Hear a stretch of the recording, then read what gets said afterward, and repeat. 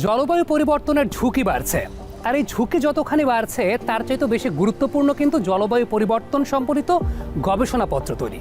এবং এই জায়গাটাতে গবেষণা লব্ধ যে জ্ঞানগুলো রয়েছে সেগুলো আরোহণ করা যেমন জরুরি, এবং সেই অনুযায়ী সমাধান করাটাও বাংলাদেশের মতো উপকূলীয় অঞ্চলের মানুষের জন্য খুবই গুরুত্বপূর্ণ একটা ব্যাপার।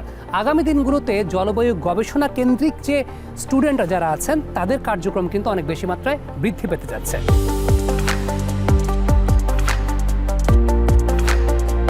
জলবায়ু পরিবর্তন এটাই একটা সায়েন্টিফিক একটা ব্যাপার। জলবায়ু পরিবর্তন হবে এটা খুবই স্বাভাবিক, কিন্তু এখন যেটা আমরা দেখছি খুব র্যাপিড পরিবর্তনটা হচ্ছে এবং সেটার ফলে আমাদের যে কোপিং মেকানিজম এটা কিন্তু অনেক কম। তো যে জিনিসটা নিজেই একটা সায়েন্টিফিক জিনিস সেটা মোকাবেলার ক্ষেত্রেও কিন্তু সায়েন্টিফিক মেথডটাই ইম্পর্টেন্ট।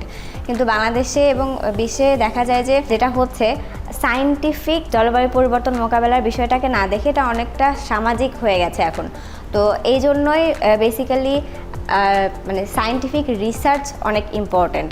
আমরা যারা ইয়ুথরা আছে তারা অনেক ক্ষেত্রে অনেক ধরনের কাজ করছে বাংলাদেশে এবং সারা বিশ্বেই। আমাদের রিসেন্টলি COP29 চলে গেল, সেখানেও দেখা গেছে যে রিসার্চের অনেক বড় একটা প্ল্যাটফর্ম ছিল।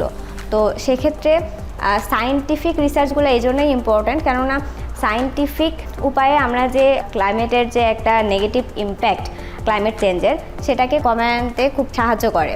এছাড়াও আরেকটা জিনিস যেটা হচ্ছে ফ্লাড ফরকাস্টিং কিংবা আর্থকোয়াক ফরকাস্টিং এবং সাইক্লোনের যে একটা ফরকাস্টিং সিস্টেম আছে, আর্লি ওয়ার্নিং আছে, এই জিনিসগুলোর জন্যও আমাদের খুব স্ট্যাটিস্টিক্যালি এবং সায়েন্টিফিক্যালি এই জিনিসগুলোকে অবজার্ভ করতে হয়, এগুলার মাধ্যমে ডেটা আনতে হয়। আদারওয়াইজ দেখা যায় যে আমি ফরকাস্ট দিলাম একটা বাট হলো অন্যরকম। তো এইসব কারণে আসলে আমাদের বাংলাদেশ সহ সারা বিশ্বে এটা খুবই ইম্পর্ট্যান্ট। ক্লাইমেট অ্যাকশনের ক্ষেত্রে যে রিসার্চগুলো আমরা দেখি বেশিরভাগই দেখা যায় যে গাছ লাগানো কেন্দ্র করে কিংবা দেখা যায় যে ভলেন্টারি অ্যাক্টিভিটিসের যে ইম্প্যাক্টটা সেটার উপর কেন্দ্র করে হয়। বাট আমাদের দরকার হচ্ছে প্রিভেনশন। তো প্রিভেনশনের জন্য আমাদের সায়েন্টিফিক মেথডটা জানা দরকার যে কোন উপায়ে আমরা জলবায়ু পরিবর্তন মোকাবেলা করতে পারি। তো এই জন্য ইয়ুথ বা রিসার্চ সেন্টার যারা আছে, ইউনিভার্সিটি যেখানে আছে, ইনস্টিটিউট, সেগুলোর আসলে সায়েন্টিফিক মেথডের উপর বেশি গুরুত্ব দেওয়া দরকার। নারীদের ক্ষেত্রে মানসিক স্বাস্থ্যটা খুবই ইম্পর্ট্যান্ট। নারী পুরুষ সবার ক্ষেত্রেই ইম্পর্ট্যান্ট, কিন্তু নারীদের ক্ষেত্রে একটু বেশি ইম্পর্ট্যান্ট, কেননা নারীদের দেখা যায় যে ঘরও সামলাতে হচ্ছে, আবার ঘরের বাইরে এখন বেশিরভাগ নারীই কাজ করছেন, সেটা গ্রামে হতে পারে বা শহরে হতে পারে। তো দুই দিক ব্যালেন্স করে আসলে নারীদেরকে চলতে হয়।